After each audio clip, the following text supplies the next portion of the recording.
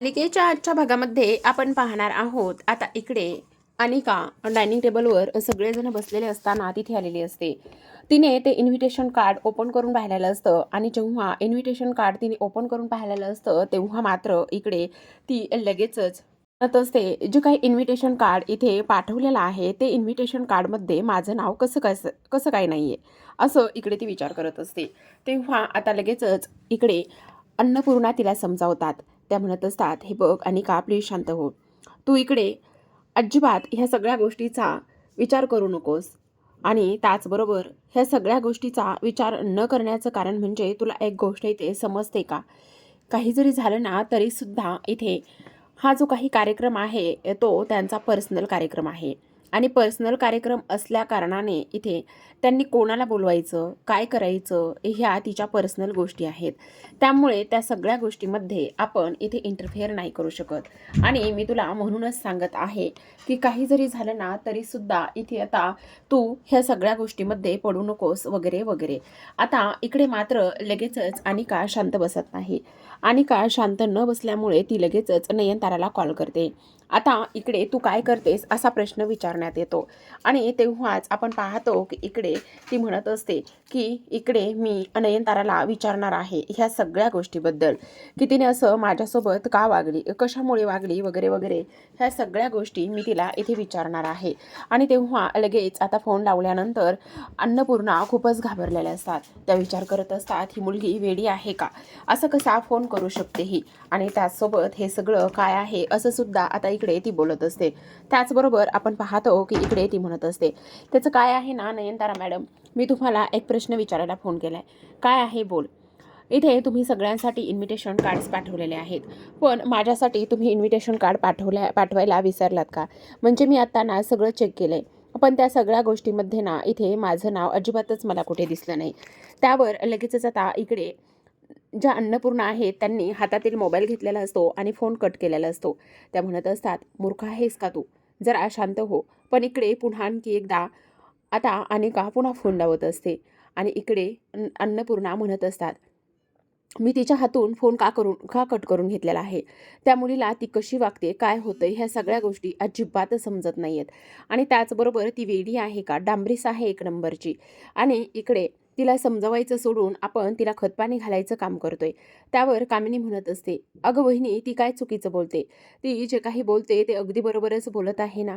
म्हणजे तिने तिच्या बाजूने सगळ्या गोष्टी इथे बोलायला हव्यात ना, मग ती तेच करत आहे. मग तिने जर आत्ता ह्या सगळ्या गोष्टी इथे केल्या तर त्यांना काय फरक पडणार आहे, असं सुद्धा आता इकडे ती बोलत असते.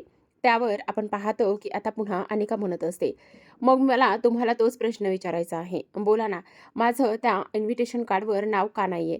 त्यावर आता नयनतारा चिडते आणि ती म्हणत असते, एक मिनिट ऐक, तुला ऐकायचंच आहे ना. सगळ्यात महत्त्वाची गोष्ट म्हणजे मी तुला त्या लायक समजतच नाही. आणि त्याहूनही माझ्या मुलीच्या वाढदिवसासाठी तुझी येण्याची माझ्या घरी अजिबात लायकी नाही आहे. तू कशी वागलीस आणि काय केलेस हे सगळं मला माहिती आहे. त्याचबरोबर इथे तू स्वतःला कितीही बदलण्याचा किंवा कितीही काही करण्याचा प्रयत्न जरी केलेला असलास ना तरीसुद्धा इथे मला त्या गोष्टी अजिबात मान्य नाही आहेत किंवा माहितीसुद्धा नाहीत. हेच मी तुला इथे सतत सांगण्याचा प्रयत्न करत आलेली आहे. पण तुला आत्ता ह्या सगळ्या गोष्टी ऐकायच्याच आहेत ना, म्हणूनच मी तुला हे सगळं काही सांगण्याचा प्रयत्न करते. आता आणखी एक गोष्ट म्हणजे लक्षात ठेव, इथे माझ्या मुलीचा वाढदिवस आहे. तो कसा साजरा करायचा, काय करायचं हे माझं मी ठरवणार आहे. त्यामुळे तुझ्यासारखी मुलगी इथे माझ्या मुलीच्या वाढदिवसाला येणं हे अगदीच बरोबर नाही. आणि तसंही तुझ्यासारखी मी रिकामटेकडी नाही आहे. चल ताबडतोब फोन ठेव. असं म्हणून आता लगेचच फोन ठेवला जातो. इकडे मात्र तिला अनिकाला खूप राग आलेला असतो आणि अनिकाचा हा सरळ सरळ अपमान केलेला असतो. तर आता प्रेक्षकांनो, इकडे दुसऱ्या बाजूला आपण वळूयात. इकडे दुसऱ्या बाजूला सरू, राधिका आणि त्याचबरोबर इतर मोलकरणी सुद्धा आता किचनमध्ये काम करत असतात. आणि किचनमध्ये काम करत असताना आपण पाहतो की आता राधिका गाणं म्हणायला सुरुवात करत असते. ती म्हणत असते, तुझ्या गळा माझ्या गळा. त्याचबरोबर सरू मात्र आनंदातच असते आणि म्हणत असते, वा ताई, तुमचा किती गोड आवाज आहे. प्रेक्षकांनो, त्या राधिकाचा गोड आवाज आहे, माझा इतका नाही आहे बरं का. पण असो, आता ती म्हणत असते, "हो का? तुम्हाला माझा आवडला का?" "हो ताई, खरंच तुमचा आवाज ना किती गोड आहे बघा. मला तुमचा आवाज खूप आवडला." असं म्हणूनच आता इकडे ती लोकं तिचं कौतुक करत असतात. तेव्हा आपण पाहतो की तिथे नयनतारा आलेली असते. आता नयनतारा आल्याबरोबर इकडे लगेचच नयनतारा म्हणत असते, "मावशी, आज काय बनवताय स्वयंपाकामध्ये?" तुम्हाला सांगू, आज ना इथे प्राजूचा वाढदिवस आहे आणि प्राजूचा वाढदिवस असल्याकारणाने तो मात्र इथे धूमधडाक्यामध्येच साजरा करायचा आहे. ही गोष्ट मात्र तेवढीच महत्त्वाची आहे. तुम्हाला एक गोष्ट सांगू का? त्या दिवशी जो काही तुम्ही इथे पारंपरिक आणि त्याचबरोबर घरगुती पदार्थाचा जो काही मेनू इथे बनवला होता ना, तो खरंच खूप कमाल झाला होता आणि आजसुद्धा अगदी तुम्ही तशाच पद्धतीचं जेवण इथे बनवणार आहात. त्या दिवशीचं जेवण अन्नपूर्णा मॅडमला खूप जास्त प्रचंड प्रमाणात आवडलं होतं आणि माझी खात्री आहे की आजसुद्धा तुम्ही बनवलेलं जेवण त्यांना नक्कीच आवडेल आणि म्हणूनच मी तुम्हाला आजच्या सगळ्या गेस्टची जी काही यादी आहे, त्याचबरोबर कसं जेवण बनवायचं, किती बनवायचं हे तुम्हाला सांगते. राधिका आणि त्याचबरोबर इतर मावशींना ती सांगत असते की इथे साधना मावशींना तुम्ही मदत करा. इकडे आता राधिकाला कोणतीच गोष्ट न सांगितल्यामुळे राधिका विचार करत असते की हे सगळं काय आहे आणि त्याचबरोबर मला काहीच बनवायला दिलं नाही. त्यावर आता सरू इकडे तिला म्हणत असते, "ताई, मला कळतंय तुमच्या मनातील सगळ्या भावना इथे मला कळतायत आणि तुम्हाला काहीच जेवायला बनवायला नाही सांगितलं. पण मी काय म्हणते, तुम्ही सुद्धा इथं एखादा आवडीचा पदार्थ तुम्ही नक्कीच बनवा." त्यावर लगेचच राधिका म्हणत असते, "नाही, नाही, तुमचा काहीतरी नक्की गैरसमज होतोय. असं काहीच नाही बघा. तुम्हाला एक गोष्ट सांगू का मी? सगळ्यात महत्त्वाचं म्हणजे की असं काहीच नाहीये आणि हे काय, मी सुद्धा काहीतरी बनवायला घेणारच आहे ना." तिला प्राजूला खूप केक आवडतो आणि म्हणून मी तिच्याकरिता मस्त केक बनवणार आहे. असं सुद्धा आता इकडे ती बोलत असते. त्यावर लगेचच सरू म्हणत असते, "तुम्हाला एक गोष्ट सांगू का? आपण कितीही जेवण छान बनवलं तरीसुद्धा इकडे घरातील पुरुषांनी ते जेवण खाली मान घालून खाल्लं की समजायचं की ते जेवण छान झालेलं आहे." असं सुद्धा आता इकडे ती बोलत असते. त्याचबरोबर आता आपण दुसऱ्या बाजूला वळूया. दुसऱ्या बाजूला कमळी मस्त तिच्या खोलीमध्ये असते आणि कमळी तिच्या खोलीमध्ये असताना आता मात्र इकडे दुसऱ्या बाजूला लगेचच आता कमळी विचार करत असते, तो म्हणजेच की इथे आपल्या तिच्या स्वतःच्या मनाचा आणि त्याचबरोबर इकडे ज्या पद्धतीने जी काही आपली इथे नयनतारा तिच्यासोबत ह्या सगळ्या गोष्टीबद्दल वागली, ज्या काही गोष्टी इथे आता तिने पाहिल्या, गोष्टी सगळ्या तिने केल्या, त्यामुळे तिला मात्र प्रचंड आनंद झालेला असतो आणि एवढी ती कधीच आत्तापर्यंत आनंदात नव्हती जेवढी ती आज आनंदात आहे. आणि एवढी आनंदात असल्याकारणाने आता आपण पाहतो प्रेक्षकांनो की इकडे मात्र ती एका गोष्टीचा विचार करत असते की इकडे खरंच काय होतंय मला हे सगळं. त्यावर निंगी तिच्या समोर येऊन उभी राहते आणि निंगी तिच्या समोर येऊन उभी राहिल्याबरोबर ती तिला म्हणत असते, "अगं कमळे, काय व्हायला लागलेलं आहे तुला? तू कुठल्या धुंदीमध्ये आहेस आणि तुला हे समजं काय होतंय?" त्यावर ती लगेचच म्हणत असते, "हे बघ, मला काही एक होत नाही आणि तू उगाचच नाही त्या गोष्टीचा इथे विचार करू नकोस." त्यावर लगेचच ती म्हणत असते, "असं कसं काही नाही होतंय? मला तर खूप काही होताना तुला दिसतंय. खरं खरं सांग काय होतंय?"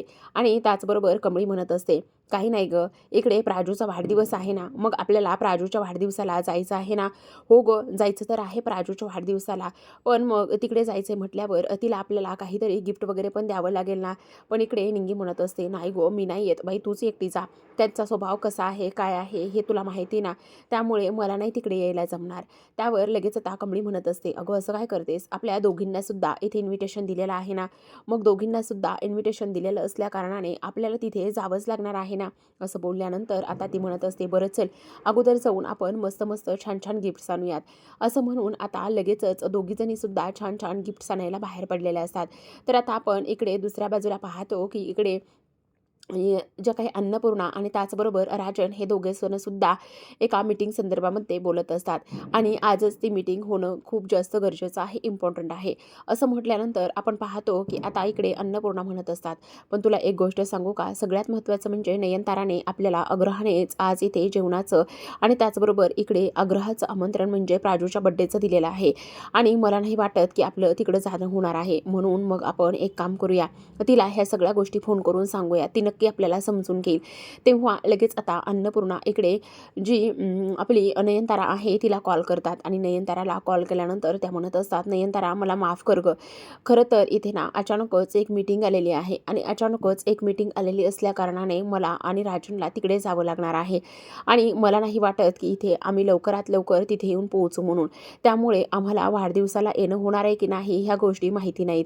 त्यावर आता लगेचच ती नयनतारा म्हणत असते, "it's okay, I can understand understand. मी ह्या सगळ्या गोष्टी समजू शकते. बिझनेस म्हटलं की असं अचानक सगळं काही होतंच. तुम्ही नका काळजी करू. त्यावर लगेच आता नयनतारा म्हणत असते, हो माझ्याकडून प्राजूला वाढदिवसाच्या शुभेच्छा आणि आशीर्वाद सांग.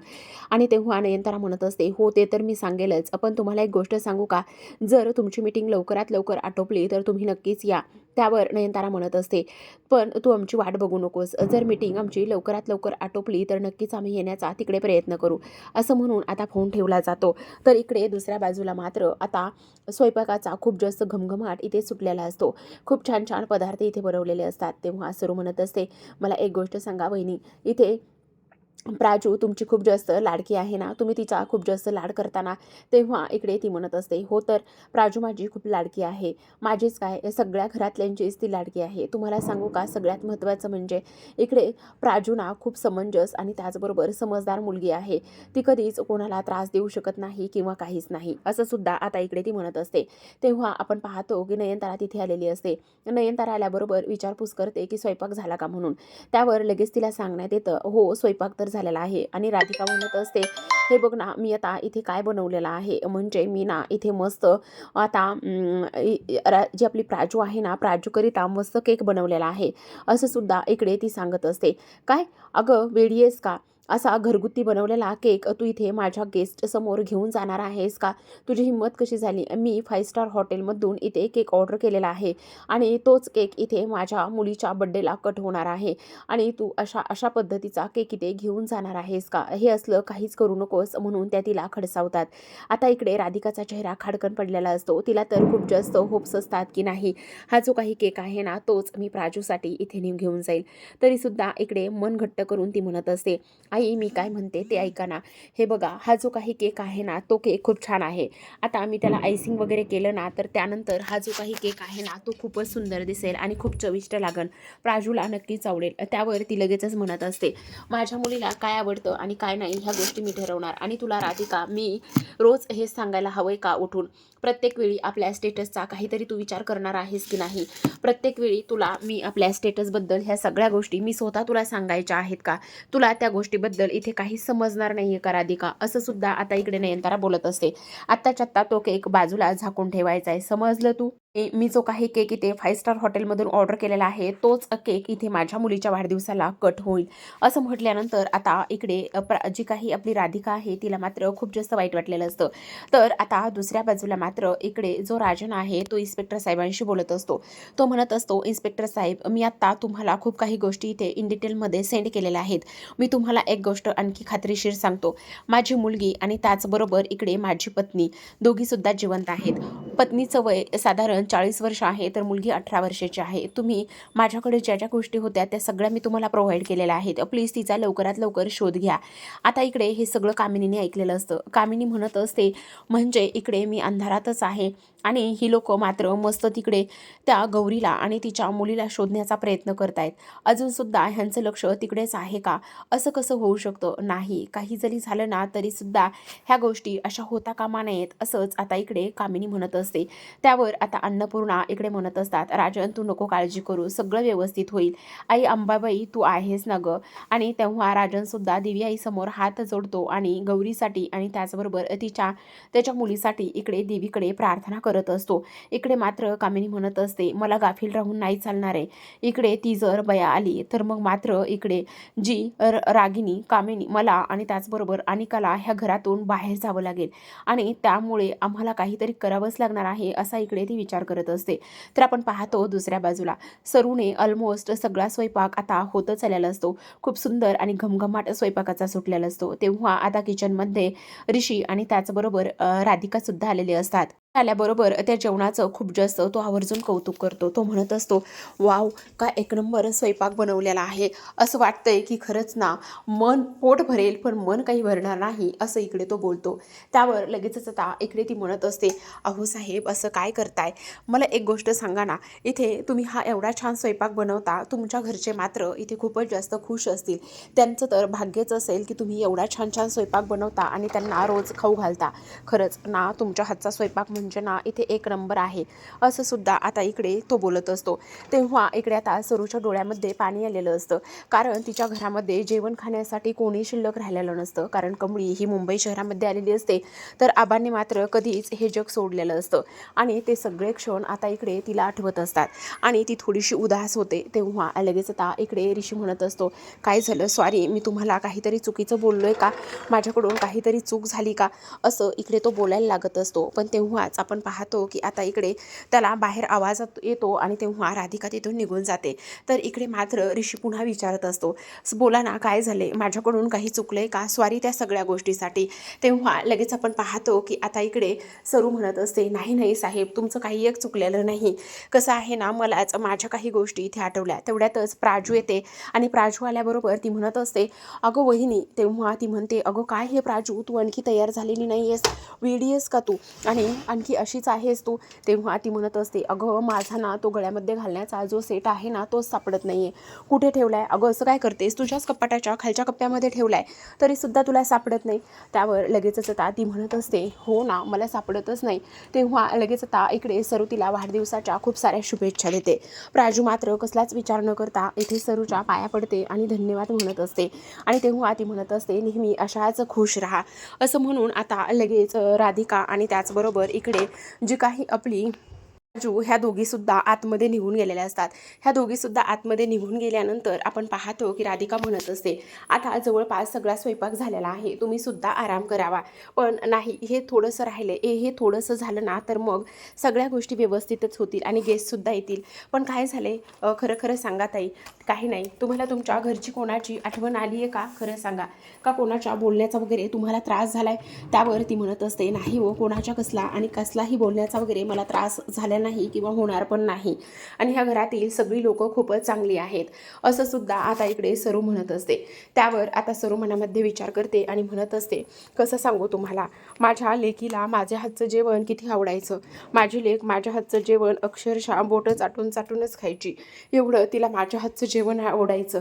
पण आता ती कुठे असेल, काय खात असेल, ह्या सगळ्या गोष्टी मला अजिबात माहिती नाही आहेत आणि त्यामुळेच मला खूप जास्त त्रास होतोय, असं सुद्धा आता इकडे ती बोलत असते. तेव्हा आता रडायला लागलेली असते. तर आता प्रेक्षकांनो, दुसऱ्या बाजूला आपण पाहतो की दुसऱ्या बाजूला मात्र जी काही कमळी आहे, कमळी मात्र आता रिक्षातून इकडे निघालेली असते. कमळीची मात्र अवस्था खूपच जास्त वेगळी असते. कमळी वेगळ्याच दुनियेमध्ये इथे जगत असते, कारण आता ना तिला जेव्हापासून ती नयनताराच्या घरी जाऊन आलेली आहे, तेव्हापासून मात्र तिच्या मनामध्ये अक्षरशः बटरफ्लायज उडायला लागलेले असतात. तिला असं वाटत असतं की नाही, काही जरी झालं ना तरीसुद्धा इथे ज्या काही नयनतारा मॅडम आहेत त्यांनी मला माफ केले आणि त्यांनी मला माफ केलेलं असल्यामुळे ती वेगळ्याच धुंदीमध्ये जगत असते. सगळं काही दुरूनच निंगी पाहत असते. आता जेव्हा कमळी रिक्षातून खाली उतरते, खूपच सुंदर असा ड्रेस तिने घातलेला असतो आणि खूप सुंदर ड्रेस घातल्यानंतर आपण पाहतो की आता रिक्षामध्ये उतरल्याबरोबर गोल गिरकी ती घेत असते. गोल गिरक्या घेऊनच इथे स्वतःभोवती स्वतःचं कौतुक करत असते. तेव्हा आरशामध्ये सुद्धा पाहते आणि स्वतःलाच लाजत असते. तर इकडे आता निंगीसुद्धा त्याच रिक्षामध्ये बसलेली असते, पण निंगीकडे हिचं मात्र काडीचंही लक्ष नसतं. ही हिच्याच धुंदीमध्ये इथे असते. आता गोल गिरकी घेता घेताच पायातलं पैंजण जे आहे खाली पडतं आणि त्यानंतर ती ते पैंजण उचलते आणि त्यानंतर लगेचच आता स्वतःला ती पैंजण घालत असते.